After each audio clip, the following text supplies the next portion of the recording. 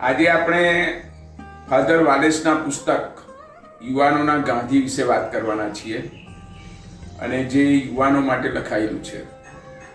Father સરળ સહજ ભાષામાં લખવા માટે બહુ જાણીતા છે. એમનું લખાણ વાંચવું કોઈને પણ અઘરું ન પડે અને ગાંધી પણ એટલા સરળ સહજ છે કે ફાધર વાલેસ જે રીતે રજૂ કરે છે એ યુવાનોના દિલમાં ઉતરી જાય એ રીતે રજૂ કરે છે. મૂળ પુસ્તક અંગ્રેજીમાં લખાયેલું અને પછી એનું પ્રકાશન ગુજરાતી પ્રકાશન ગુર્જર દ્વારા થયું છે અને માળ 100-125 પાનાનું પુસ્તક છે અને 17 પ્રકરણો છે.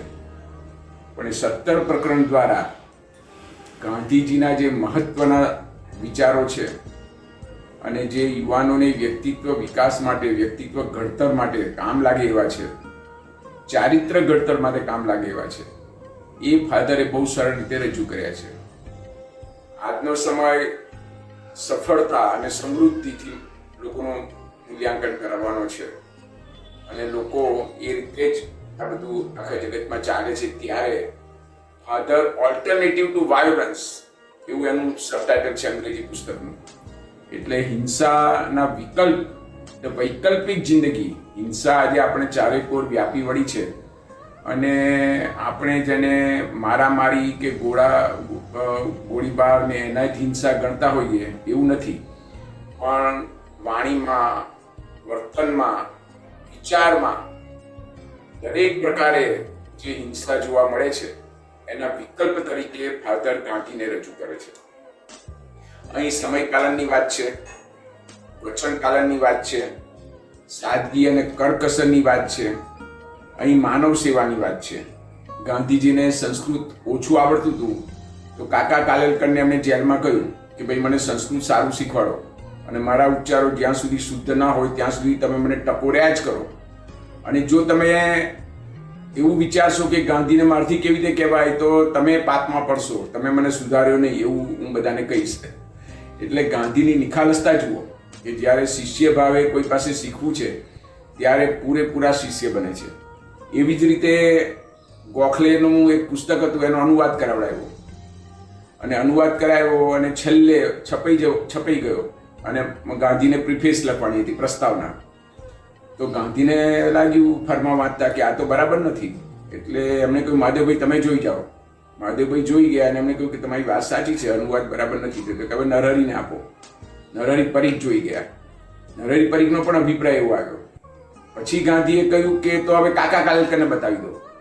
અને કાકાએ પણ કહ્યું કે હા નબળાઈઓ તો બહુ જ છે. તો કે છે કે ગુજરાતી વાચકના માથે આવો અનુવાદ મરાય નહીં. એટલે કે છે કે આ તો બધા છપાઈ ગયા છે ફરમાં.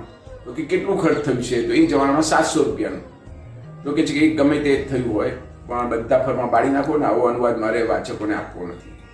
તો ગાંધી કોઈ પણ વસ્તુ કેટલી ધ્યાન દઈને કરે છે અને કેટલી જીવટ રાખે છે એ બધી બાબતો આપણા જીવનની અંદર આપણે લાવવી જોઈએ એની વાત છે. પોતાના મોટા ભાઈના કહેવાથી એક અંગ્રેજ અધિકારીને ભલામણ કરવા ગયા અને અંગ્રેજ અધિકારીએ અપમાન કર્યું. તો એ વાત પણ એમણે લખી છે. શરીર શ્રમ સફાઈની વાત લખી છે, આરોગ્યના પ્રયોગોની વાત કરી છે, અસ્પૃશ્યતા નિવારણની વાત કરી છે, અસહકાર આંદોલનની વાત કરી છે.